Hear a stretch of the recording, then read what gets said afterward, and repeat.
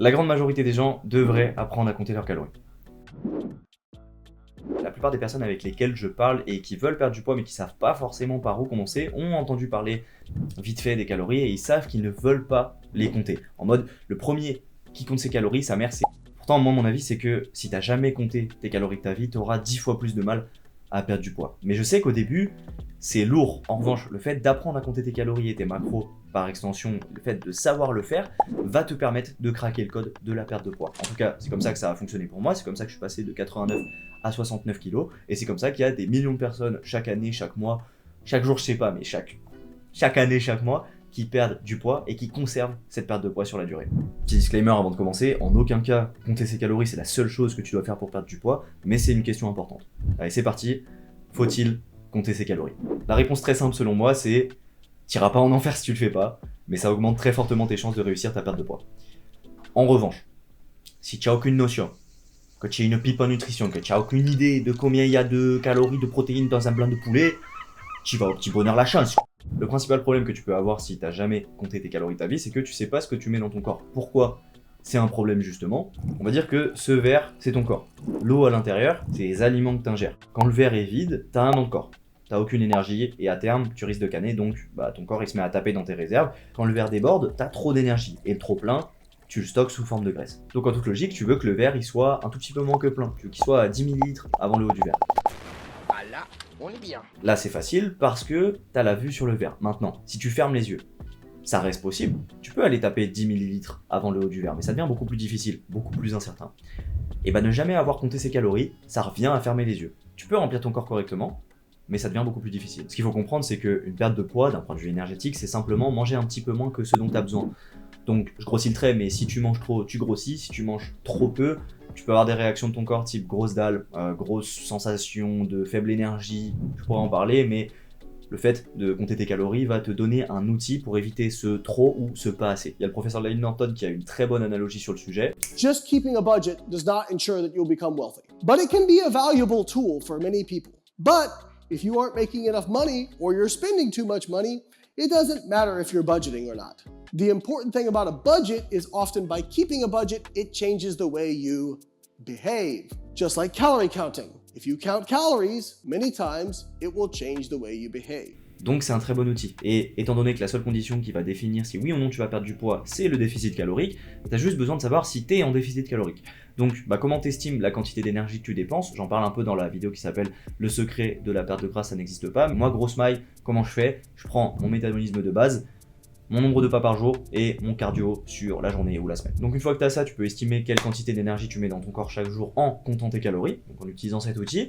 Et à partir du moment où tu connais les deux variables d'une équation à deux inconnus, c'est plus une équation, c'est un calcul. Your Honor, I object. Ah mais j'ai pas envie de me prendre la tête à compter, et je sais pas faire déjà je sais pas faire. Et en plus c'est long, ça prend du temps sur la journée, c'est chiant genre. Effectivement au début ça prend du temps, c'est vrai. Mais tu le fais un mois et tu vas te rendre compte de plusieurs choses. Tu manges souvent les mêmes aliments, donc tu connais rapidement leurs macros. Les groupes d'aliments se ressemblent d'un point de vue nutritionnel, donc tout devient rapidement simple. Typiquement, bouffer du blanc de poulet, de la dinde, du thon, du bœuf, 5% de matière grasse, c'est du pareil au même d'un point de vue macro. Si t'es en surpoids, tu manges probablement bien plus de calories que t'en dépenses, ça c'est de la science. Et puis surtout, tu perds du poids. Ensuite, effectivement, ça demande un effort d'apprendre des bases de nutrition. Mais si presque 75% des Américains sont en surpoids ou obèses, c'est que la réalité c'est qu'aujourd'hui c'est très difficile d'être en bonne forme physique, d'avoir un taux de masse grasse qui soit healthy.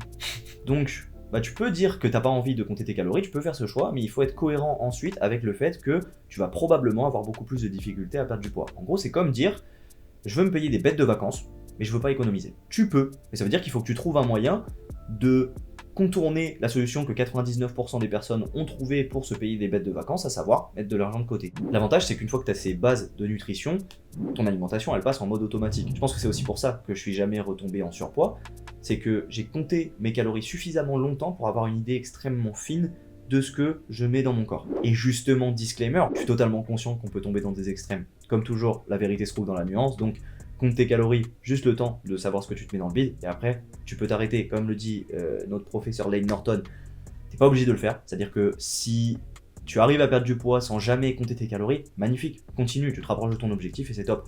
En revanche, si t'as jamais perdu de poids et que t'as jamais compté tes calories, tu tiens peut-être là le facteur X. Pour finir, quand t'achètes un programme de sèche, comme il pourrait bien arriver sur cette chaîne un jour, on verra. Enfin, je sais pas, enfin, peut-être. Ce que tu fais, c'est que tu externalises ce calcul de calories et de macros. Donc, bah, ça a des avantages, typiquement ça te permet de gagner du temps, ça te permet de réduire ta charge cognitive sur ta sèche, ça te permet aussi de ne pas te poser de questions et de faire confiance à quelqu'un qui a du savoir là-dedans pour t'assurer de perdre du poids, mais il y a une contrepartie, c'est que tu perds en personnalisation. Typiquement, moi la première sèche que j'ai fait, c'était un programme que ma soeur avait acheté à une influenceuse fitness, ça avait marché de zinzin, ça je te jure j'avais perdu du poids, ah ouais. Je vais être à 1000 calories de déficit, je me revois dans mon jardin, avec des sueurs, la tête qui tourne, et à ce moment-là, je savais très bien que je mangeais pas du tout assez par rapport à ce dont j'avais besoin, mais j'avais jamais fait de sèche, donc c'était la première fois, et c'était des sensations nouvelles, et je me disais, c'est bon, il faut que je continue dans cette lignée-là. La réalité, c'est que ce que je faisais, c'était un peu dangereux. Donc c'est un peu une mise en garde, j'étais en déficit calorique, très bien, mais j'ai aussi développé des pulsions alimentaires parce que j'avais aucune putain d'idée de ce que je foutais dans mon corps, parce que j'avais jamais compté mes calories. Donc voilà la réponse à la question, faut-il compter ses calories? En gros, petit récap, perdre du poids sans jamais compter ses calories, c'est comme verser tout pile 150 ml d'eau en fermant les yeux, c'est possible, mais c'est chaud sa mère. Compter tes calories va te donner la base de connaissances nécessaires pour prendre le contrôle de ton poids. Ça va aussi te permettre de personnaliser ton alimentation pour perdre du poids, sans tomber dans des excès dangereux type des TCA ou autres problèmes liés à l'alimentation. Fais-le un mois et il y a fort à parier que tu n'auras plus jamais besoin de le faire. Et enfin, encore une fois, c'est important de le préciser aussi, j'ai pas envie d'être démago et de faire la promotion que de mon propre point de vue, t'es pas obligé de le faire. Certaines personnes n'en ont jamais besoin, dans ce cas, tant mieux, mais sache que ça peut être le truc qui débloquera ta perte de poids. Voilà, c'est la fin, on se retrouve dans peut-être 2 semaines, je pense. Décor changé. Je suis à Paris, je viens de commencer un petit stage en data analyst. Sujet totalement différent, mais je pense que j'aborderai sur la chaîne parce que c'est l'accomplissement de pas mal de taf. Je cherche un appart.